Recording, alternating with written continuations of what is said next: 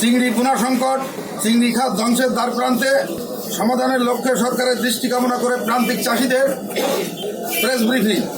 প্রিয় সাংবাদিক বন্ধুরা, আসসালামু আলাইকুম।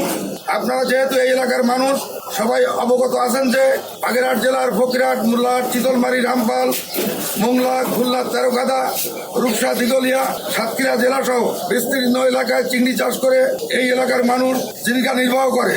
বিগত 20 বছর পূর্বে ফকিরহাটের ফলতিতা চিংড়ি মার্কেট বাংলার কুয়েত নামে খ্যাতি অর্জন করেছে এবং চিংড়ি মাছকে সাদা সোনা হিসেবে জাতীয়ভাবে ঘোষণা করা হয়েছে।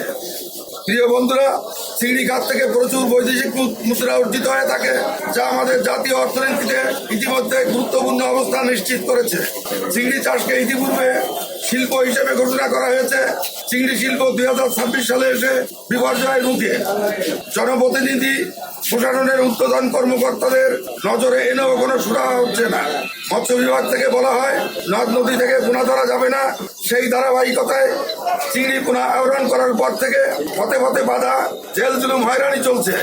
দেশে যে হ্যাচারি আছে তাদের উৎপাদিত পোনা মোট চাহিদার 5 থেকে 7% পূরণ করতে পারে, তারপরেও পোনা মানসম্মত হয় না। ফলে ব্যাপক এলাকার চিংড়ি চাষিতে নদীর পোনার উপরে নির্ভর করতে হয়। নদীর পোনা ধরা, পরিবহন, ক্রয় বিক্রয়ের উপর নিষেধাজ্ঞা প্রত্যাহার করতে হবে।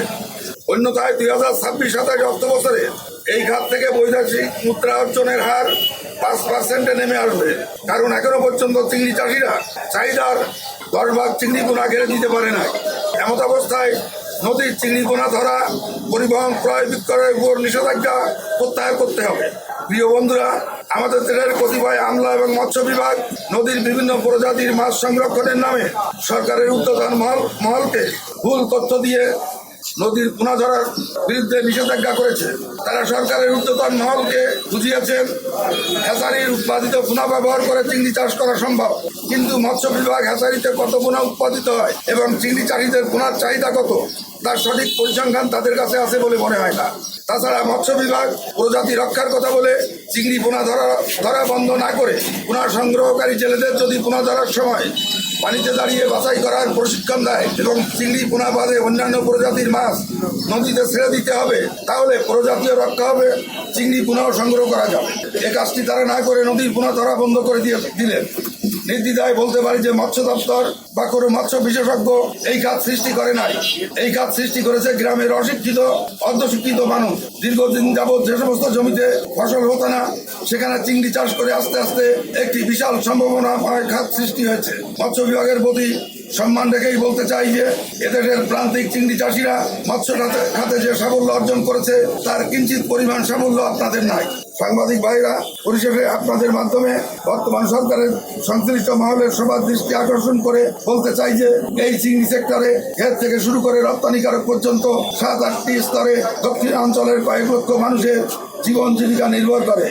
শতভাগ রপ্তানিমুখী এই উন্নয়নশীল খাতকে সরকারি পৃষ্ঠপোষকতায় টেকসই ও বিজ্ঞানসম্মত উন্নত প্রযুক্তির মাধ্যমে মানসম্পন্ন উৎপাদন বৃদ্ধি করে জাতীয় অর্থনীতি মজবুত ও সমৃদ্ধ করার পথকে প্রসারিত না করে সংকুচিত করে চিংড়ি শিল্পকে ধ্বংস করার ষড়যন্ত্রের বিরুদ্ধে বর্তমান নির্বাচিত জনগণের সরকারের জরুরি হস্তক্ষেপ কামনা করছি। আল্লাহ হাফেজ।